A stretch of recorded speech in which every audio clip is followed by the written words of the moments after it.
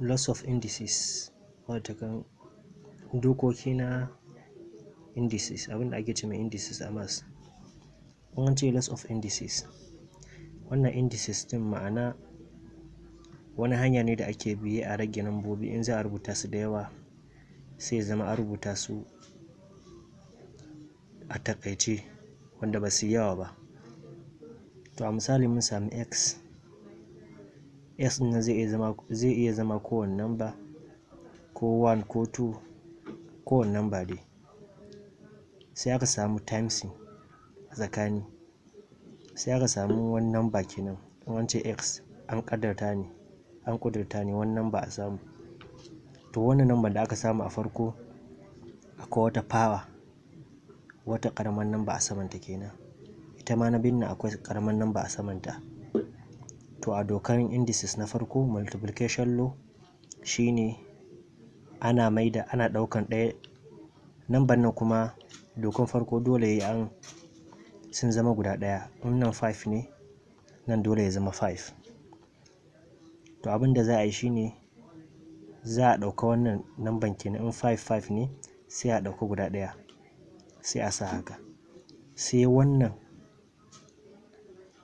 wanda ya zo a saman number na farko sai a rubuta shi a nan farko. Wannan times a dokan indices, times yana koma plus ne ga yana. Sai wannan number na biyu abinda ya zo a samanta sai a sa, sai a haɗa. A misali yanzu in za mu haɗa sai mu ce equals to wannan x ɗin kowane number kenan, 2 plus 5 sai ya bada 7. To wannan shine ƙarshen number.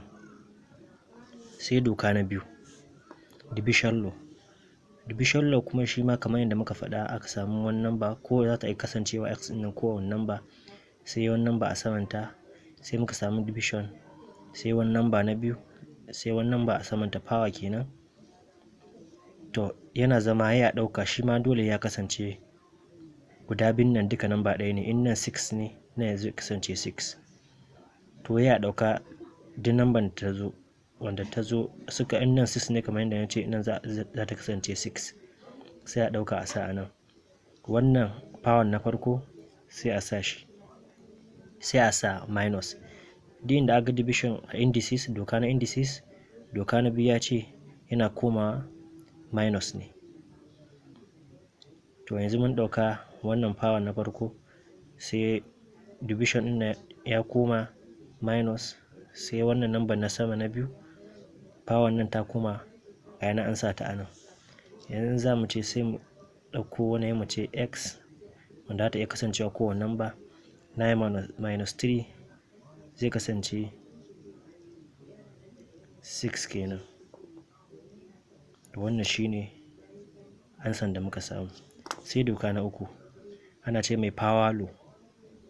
Power law abinda ake nufi da shi shine ana samun wani number ne, x din na ta iya kasancewa kowane number kamar yadda nake nanatawa, ga yana an samu power a samanta.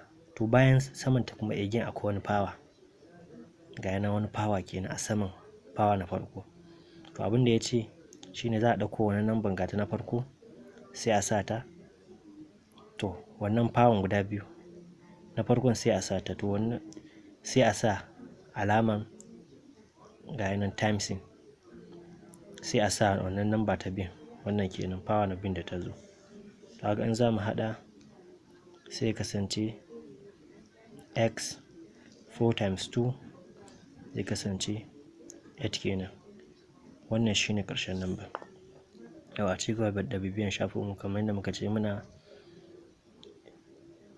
warware wasu matsaloli na ko lissafi ko turanci ko kuma wasu kimiyya. Za a iya subscribing domin a samu wasu bidiyoyi insha Allah mun ɗaura. Sai anjima, mun gode.